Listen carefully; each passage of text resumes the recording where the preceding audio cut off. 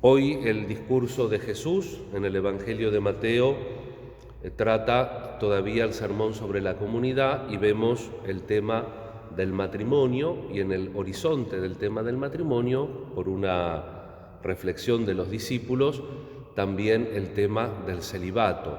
Con respecto al celibato, Jesús lo pone en otro plano, como que no se entiende. Por eso, digamos, las opciones de las personas, de las comunidades, siempre tienen que ser opciones libres, porque por mejor aconsejadas o por mejor que sepan en la cabeza o que sepamos en la cabeza lo que tenemos que hacer, si no estamos convencidos no sirve.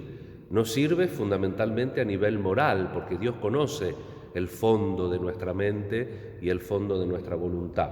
Pero tampoco a la larga sirven si uno no está realmente convencido de las elecciones que toman, no sirve en los lugares y en los ambientes donde nos movemos, en casa, en el trabajo, en la vida parroquial, en la vida religiosa, y eso muchas veces se nota, porque no hay un cambio radical en la persona cuando la elección no está tocada, cuando la voluntad verdaderamente no cambia. Entonces, Jesús dice que el celibato en algunos casos es natural, nacieron así, en otros casos fueron castrados. En aquel entonces había determinados personajes en los reinos, sobre todo los reinos vecinos de Israel, por ejemplo, el que bautiza Felipe en los Hechos de los Apóstoles, el válido, el ministro de la reina Candace de Etiopía, era un señor que lo habían castrado de nacimiento para que cumpla su oficio sin ninguna distracción.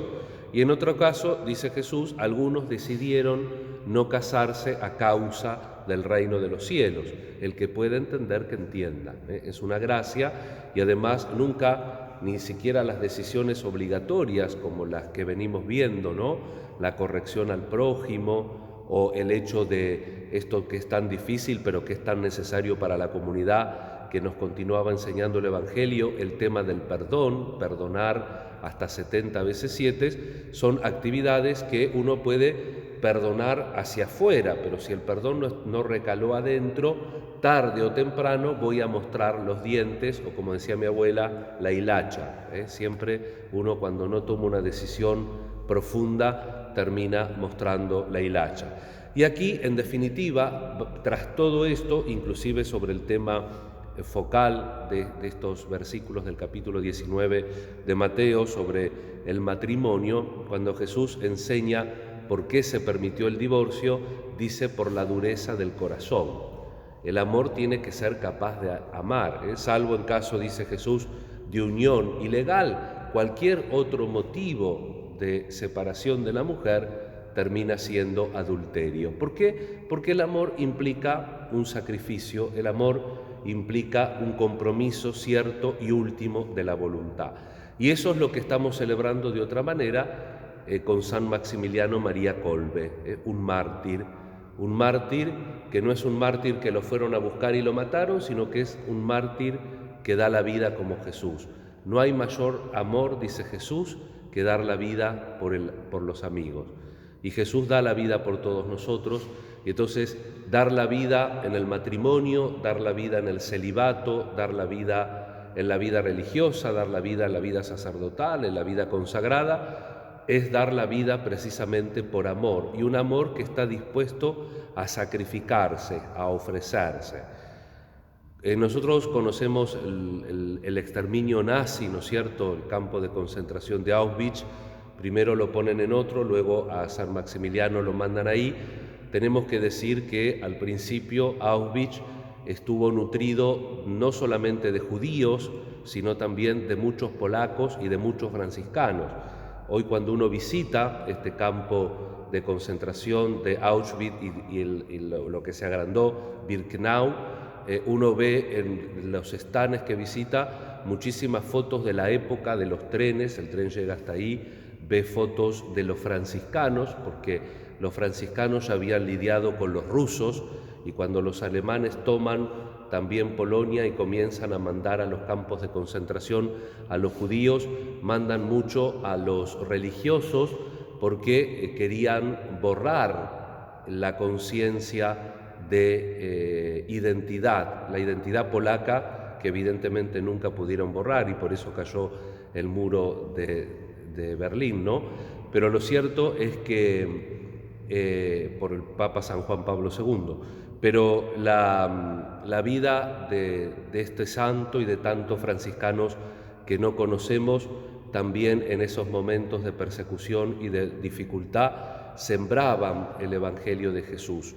Y Maximiliano se escapa un preso y el comandante de Auschwitz dice, bueno, elijan a 10 y los matamos al azar. Y en el pabellón donde estaba San Maximiliano había uno que tenía familia, entonces San Maximiliano se cambia, el comandante acepta este cambio y el 3 de agosto, la noche del 3 de agosto, a esos 10, con el cambio de San Maximiliano, los condenan a morirse de hambre.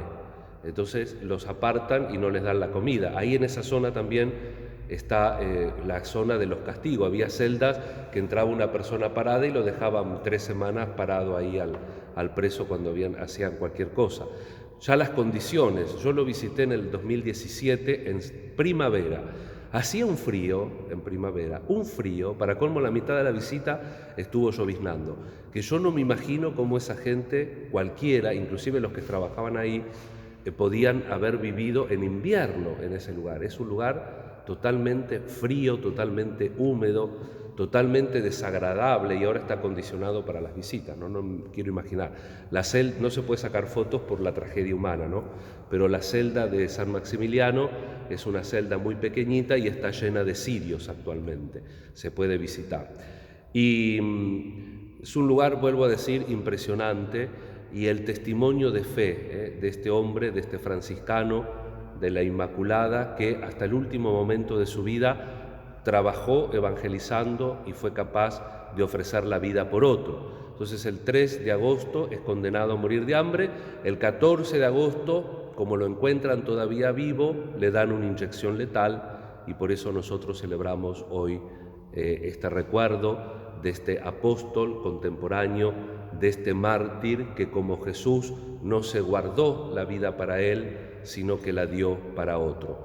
Le pedimos al Señor la gracia de entender el drama de la libertad y de la voluntad. Es lo que yo decía, estar convencidos en la cabeza y en la voluntad para hacer el bien, para cumplir la vocación.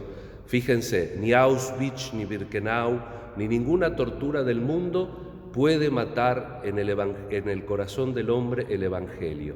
Y San Maximiliano y tantos otros han sido testimonio cabal de esto. Por eso nosotros a veces sí que sufrimos, pero a veces comparados con los sufrimientos que en la historia hemos visto por vivir y por defender la fe, nuestros sufrimientos son muy chiquititos. Por eso tenemos que animarnos, porque el Señor nunca nos suelta de la mano y Él siempre nos promete su misericordia y su salvación. Pedimos por todos, pedimos por nuestras necesidades y le pedimos al Señor la gracia de ser testigos. Así sea.